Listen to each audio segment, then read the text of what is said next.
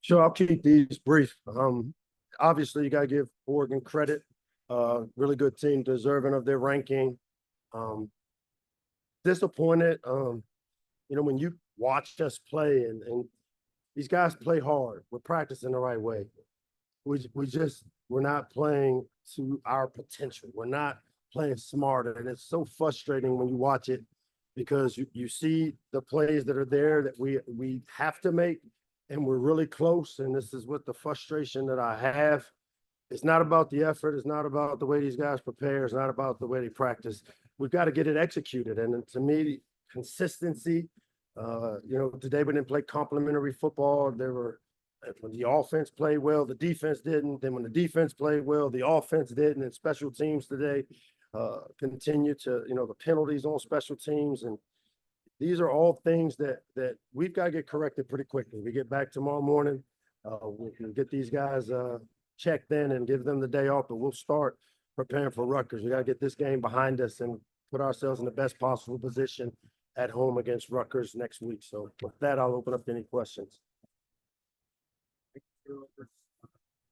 I mean, it's other factors. It's easy. I mean, the quarterback's got to protect the ball. That part is paramount for us to have any chance. The turnovers down in the red area, we put our defense in a tough situation. They stood up strong. Some of them are, we throw the tip balls, man. These tip balls where, the execution of that, putting the ball on the receiver outside of them, making sure they do a great job of running through the outside half of the guy. These are all like when I watch it and you see the detail of things, that's the missing piece. And that to me is where, for me, I've got to get us doing the little things because everything matters. And, we have interceptions. I hate commenting right after the game because it's so emotional still for me because I thought our guys played hard and they've given themselves a chance, but we still aren't playing smart enough and taking care of the football. Like good teams don't need help, and we helped them today. You got to talk louder. I can't hear with all this noise behind me.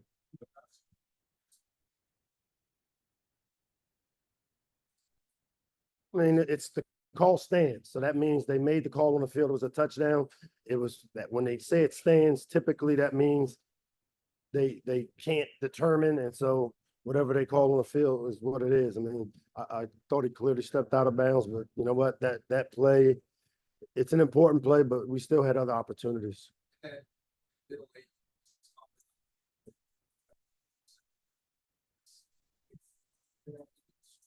Yeah. How much did that hurt you guys? I mean, it started in the first half when we scored to cut it down, and then we let them drive down the field. And that's the complementary. Like that's where when we finally get the offense going, and we need the defense to get off the field on third down. And they struggled in the first half getting off the field on third down, and then on offense, our defense got going in the second half, and we kind of, just kind of didn't execute and didn't perform at the level we need to. Man, when you're playing good teams like Oregon, they do not need help, and that's why I'm so frustrated because, I mean, the guys are putting in the work. They're preparing the right way, practicing the right way. It's just the growing pains of having to go through this piece. And I can tell you my patience is thin with it, but as long as these guys keep showing up and fighting, I'm going to keep coaching the crap out of them, and we'll get healthier. We'll get it fixed. We'll get back home and start preparing for Rutgers.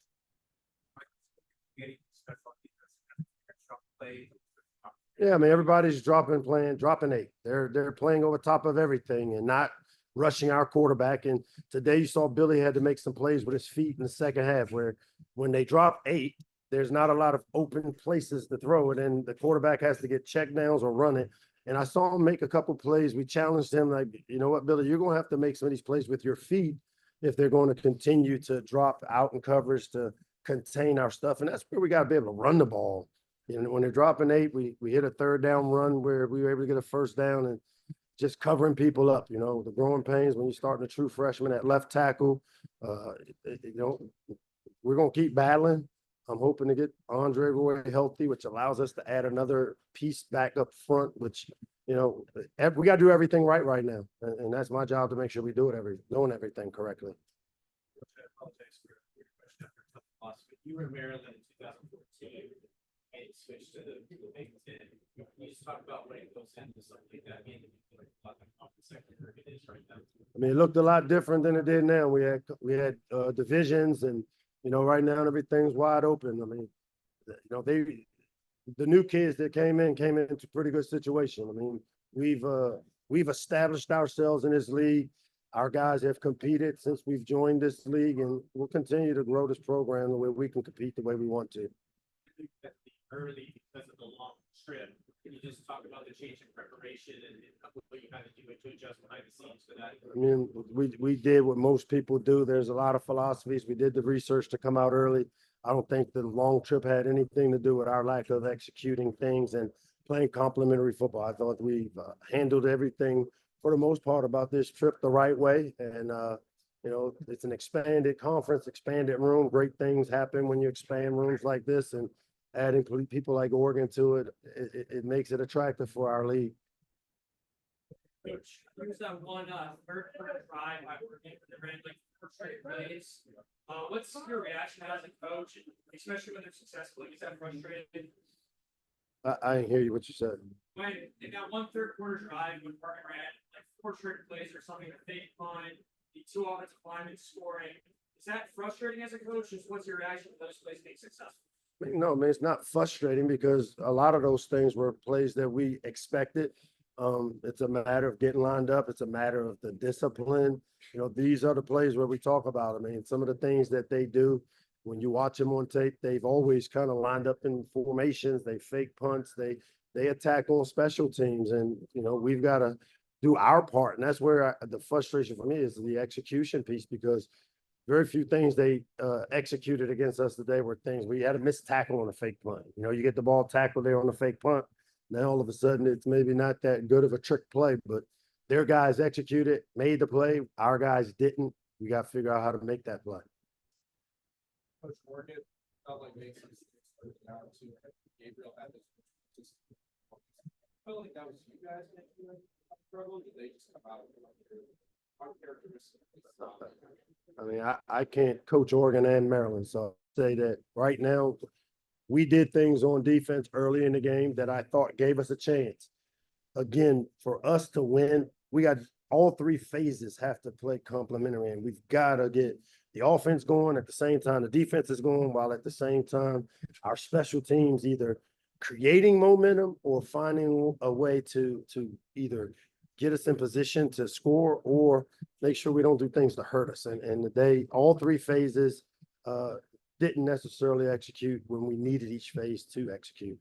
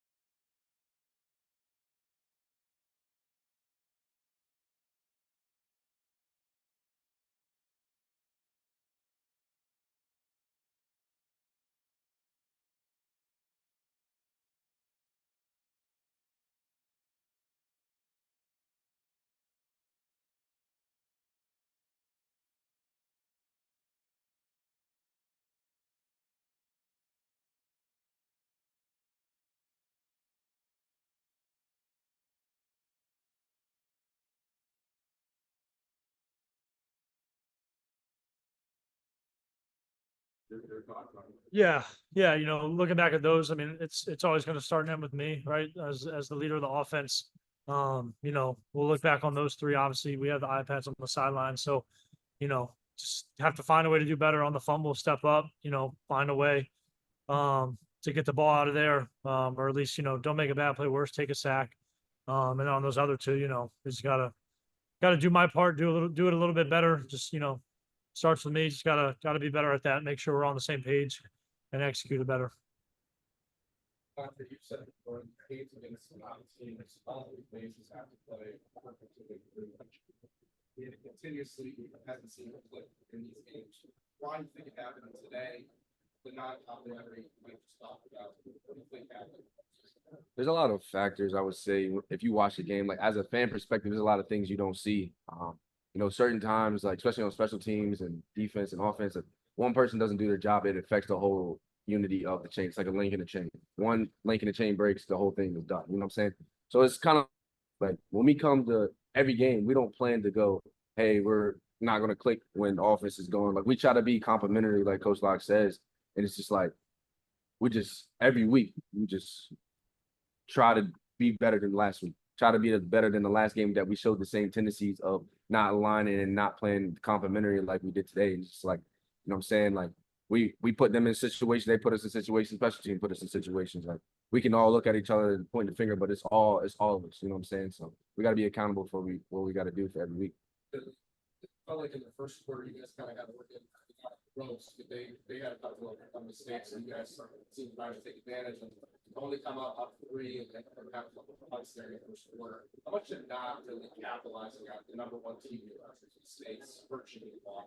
Yeah. You know, when you play a great team like Oregon, obviously they're number one team in the country, you know, everything matters just a little bit more. So obviously in that first half, you know, we put ourselves in some good opportunities there to come away with points. But when you play the number one team in the country, you know, you got to be able to score touchdowns. And, you know, when you get opportunities in the red area, you got to capitalize on it.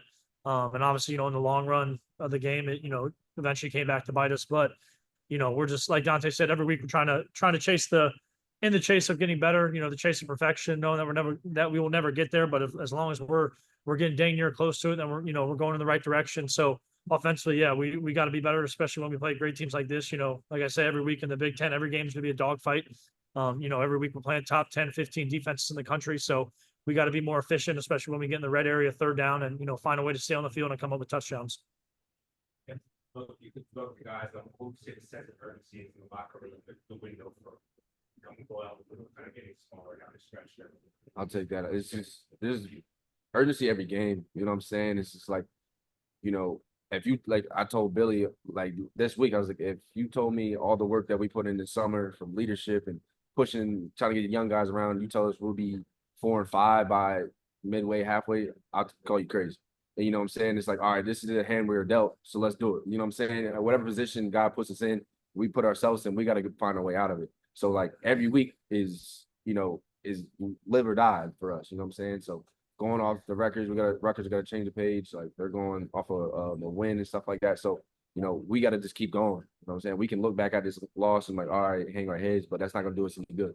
We still able to get bowl eligible. There's still breath in our lungs. We can still wake up tomorrow and play the ball. We're blessed, you know what I'm saying? So we just got to take this one on the chin and, you know, watch this on a 5-hour flight that we're all going to be mad as hell on. But, you know what I'm saying? We just got to fix our stuff. Yeah, and I'd say just to piggyback off that answer, right? As you know, me and Dante being, you know, older guys on the team, I think the fun challenge and you know, it's not easy. It's hard is you know, getting some of the younger guys that we rely on that play, you know, to understand kind of what, you know, how hard the season is, how hard playing in the Big Ten is, knowing that, you know, we've gone to 3 straight bowl games and the next one in front of us is the 4th, and it's going to be the hardest one. And we know that. So, you know, just getting those younger guys knowing that, you know, we didn't just wake up and go to 3 straight bowl games here. Obviously I came in and, you know, I've been to 2 straight with the team. That just didn't happen overnight. So getting some of those younger guys along with us, continuing to bring them, rally the team, right. You know, make sure, you know, all the teams going in the right direction. That's, you know, that's a challenge we face every week. And it started in, you know, winter conditioning, summer workouts and all. And, you know, obviously as the season gets along, you face adversity, you know, you lose some tough games, you know, it just puts more on our plate as leaders and older guys in the team to get the team going in the right direction. Dante, Oregon didn't seem to have a lot of explosive plays. There was a lot of kind of consistent 4 or 5 yard games down the field. What specifically made it so hard to defend their offense? The quarterback, he's ahead of the snake. He gets everything. There's a joke all week. As soon as he snaps his hand, it's like a foot race with track athletes all game. So just really keeping them in front of us and rally and run to the ball. We had a big emphasis on running to the ball because they're elite athletes. Like they're gonna make some people miss. I'll miss a couple. Like I want some back, but it's just like if there are people around running to the ball, you knock those down. If you look back at most of the games, it's missed tackles and misalignments. You know, we had a couple, but we're able to get some rush on the quarterback. It's all complementary. It's not perfect as people think. We got away with a couple. That's just ball. But yeah, just keep everything in front of us. Especially we got young guys in the corner room. Just me and Glenn and myself just help give them confidence and just like, look, you're the number one team in the country, but you can play. Like you're here too. We showing up. They put their pants on how we put our pants on, and just keep everything in front of us. That was our message. Dante, Oregon ran like 4 trick plays, but 1/3 per drive. What's just kind of your reaction as a player? Is it frustrating whether they continue to be successful? And every game, watching Oregon, they have a lot of exotic formations, trick formations. You just got to survive the downs because there's a lot of situations you get put in, motion and fake here and fake there. They're just trying to get your eyes, and it's kind of hard because we got certain rules, and there's some situations we've never been in before. We got to look at and learn from those. We survived some and been able to get some guys on the ground, but there's just like you said, it's trick plays. Like they're meant to hit. They either hit or they don't. It's like positive, negative, there's no in between. So, we just try to just mitigate the risk. Appreciate it.